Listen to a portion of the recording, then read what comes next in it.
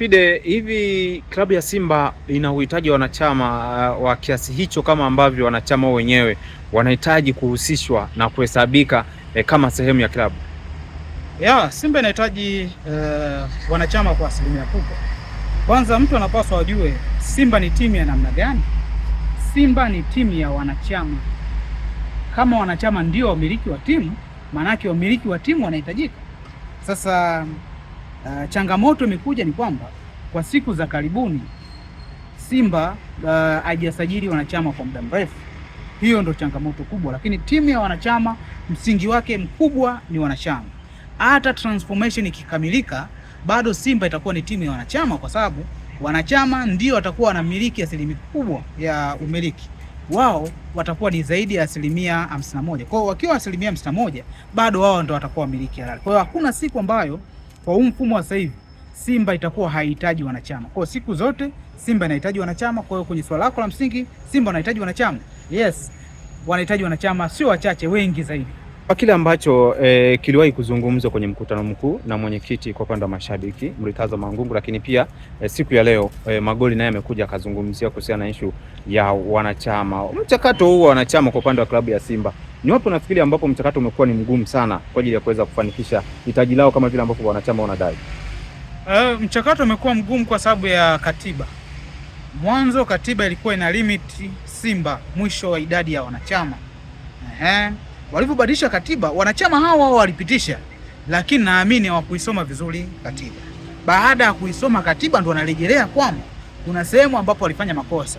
Jambo zuri kwamba katiba ilibadilishwa kwamba wanachama wanapaswa kusajiliwa na timu. Baada ya kupitisha wanachama wanapaswa kusajiliwa na timu, nani anapaswa kuthibitisha wanachama wasajiliwe? Ni viongozi ambao wapo madarakani. Kwangu mimi nilitamani sana hata uchanganuzi ambao unatolewa ulipaswa utolewe na mwenyekiti wa timu ambaye ni Murtaza Mangungu, kwa sababu yeye ndio mwenyekiti wa Simba Sports Club. Bodi haisimami fronti. Bodi hawa ni wamiliki wa timu, na hao wamiliki wa timu, bodi inajumuisha hawa watu wote wawili. Kwa mwenyekiti Mangungu, Murtaza Mangungu ni mwenyekiti wa wanachama wote wa Simba Sports Club. Kwa hiyo yoyote ambaye yupo Simba, mwenyekiti wake namba 1 ni Mangungu. Kwa hiyo Mangungu ndiye mtu ambaye anapaswa kwenda front na kuambia kwa nini mchakato na goma. Yes, amezungumza Magoli. Sio kitu kibaya, ni kitu kizuri kwa sababu ni mwenyekiti pia wa bodi. Lakini yeye mwenyekiti ameteuliwa na upande wa mwekezaji na tetesi na vitu ambavyo vilikuwepo. Huu upande wa mwekezaji ndio upande ulikuwa unakataa wanachama. Kwa hiyo unaelewa nini? Unagundua kwamba kuna baadhi ya vitu havikutokea kwa sababu upande ambao ulikuwa unakataa wanachama ndio upande pia umepewa lungu la kufanya hayo maamuzi. Kwa hiyo ninachokiona hiyo ndio changamoto, lakini kwa sasa hivi wanavyoelekea, kelele zimekuwa nyingi, wanaelekea kusolve hilo tatizo. Ndio maana ukimsikiza vizuri Magoli anakuambia watakuja kusema lini kadi za wanachama zinaanza kutoka. Kama umefikia kwenye hiyo hatua, ni hatua nzuri. Kwenye maisha hakuna kuchelewa. Kuchelewa ni ile mentality kuendelea kukubali kwamba unachelewa. Lakini ukianza leo utasema unachelewa, lakini kuna mwingine ataanza kesho yako na mwingine ataanza kesho kutwa. Kwa hiyo akianza leo sio mbaya.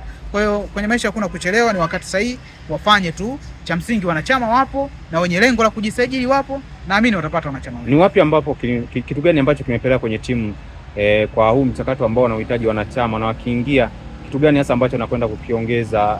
Tunajua upande wa pili kwamba kuna mdhamini tayari na mwekezaji wa klabu. Timu ambayo Yanga bado hawana mwekezaji, wana wafadhili tu hao na wadhamini ambao wapo. Hao nao ni wawekezaji lakini sio mmiliki, kwa sababu neno uwekezaji watu wanalitafsiri tofauti. Watu neno uwekezaji wanachukulia tu ni yani ni mtu ambaye kanunua hisa. Yanga hakuna aliyenunua hisa, ila wawekezaji wapo, kwa sababu kuwekeza ni nini? Kuwekeza ni kitendo cha kuweka hela sehemu ukitegemea future returns. Kwa hiyo wale wote wamewekeza Yanga, hao ni wawekezaji kwenye kosta ya Yanga. Kwa hiyo na hata walioweka Simba wawekezaji wapo. Changamoto ambayo inakuja ni kwamba nani anayenunua hisa? Kwa mchakato huu wa kupata wanachama umekwama wapi? Umekwama ni kwamba wale ambao kwa mfano Mo ndio ambao alikuwa anaonekana atapaswa kununua hisa. Yeye pia ndio ile katiba naamini itengenezwa kwa kumfeva yeye, kwa kuzuia idadi kubwa ya wanachama. Kwa nini unazuia idadi kubwa ya wanachama? Ili kuwa control. Wakiwa wachache ni rahisi zaidi kuwa control kuliko wakiwa wengi. Wakiwa wengi watakuja na mawazo mengi, na hata kwenye kupitisha jambo utakuwa na kuulizwa kwa hali ya juu sana, kuoji kwa nini tunaenda huku, kwa nini tunafeli hapa. Kwa hiyo ili kuondoa hizo kelele watu waje kuona tu kwenye tukio la mwisho, na ndio maana idadi ya wanachama ilikuwa limited. Lakini kama wanachama atakuwepo, kwanza, faida ya kwanza kwenye maamuzi, na mimi yatafanyika maamuzi sahihi, kwa sababu wanasema wengi wape, kwenye wengi hakiharibiki jambo. Lakini kitu cha pili, kipato pia, kwa sababu wanachama wanalipa kadi zao za wanachama. Kwa kisha lipa kadi za wanachama, Simba itaingiza hela pia. Lakini pia kuna vitu vingi ambavyo vitaimarika. Kwa hiyo mchakato ukikamilika, naamini Simba kuna vitu vingi ambavyo wataenjoy. Twende leo pia tumepata nafasi ya kusikia kile ambacho Simba alikuwa anadai kwamba Damaro uraia wake kwamba una kigugumizi fulani hivi kwamba uraia wa mataifa mawili. Kulikuwa na haja kwa upande wa Simba kwa ajili ya kwenda kulishtaki hili? Kulikuwa na haja, lakini sio leo. Na hata haja unaenda kushtaki wapi? Kesi ya uraia, nani mwenye mamlaka kuthibitisha huyu ni Mtanzania au sio Mtanzania? Uhamiaji. Uhamiaji kama ndio wenye mamlaka ya kuthibitisha, Simba kesi yao walipaswa wafungue uhamiaji kupinga utaratibu wa kupewa uraia kwa wale watu watatu. Mimi wakati wanapewa uraia sikukubaliana nacho. Nilisema ni kitu ambacho kinaweza ikaja kuleta madhara huko mbele. Na ni kweli wale wamepewa uraia. Kile ndo kipindi ambapo tulipaswa kuoja. Kesi hii kwangu mimi niliona haina nguvu sana, sehemu moja tu. Kwa nini ashtakiwe mchezaji mmoja peke yake wakati uraia walipewa wachezaji watatu? Kwenye ligi wambaki wachezaji wawili. Manuel Kwame Kieke anahesabika raia wa nchi gani kwenye system? Raia wa Tanzania. Kwa nini Damaro peke yake ashtakiwe? Pale sasa ndio inapoingia siasa ya Simba na Uyanga. Kwa mfano wangekuwa wameenda kushtaki wachezaji wote kama Damaro pamoja na Manuel Kwame Kieke ambao wanacheza. Lakini kesi hata msimu uliopita Singida hawa si waliwasumbua Simba. Singida si waliwatoa FA Simba. Ina maana hata ule Yanga kwenda kucheza fainali na Singida haikupaswa kuwa hivyo. Umeona wao tata kesi inaporudi nyuma sana.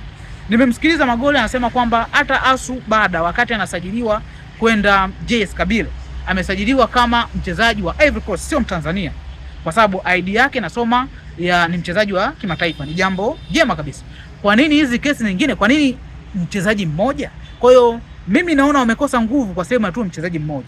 Hiyo ni sehemu ya kwanza. Lakini sehemu ya pili, walipaswa wakashtaki sehemu sahihi ambao watu wenye haki ya kutoa mamlaka. TFF sio watu wathibitishaji kwamba wewe raia wa nchi gani.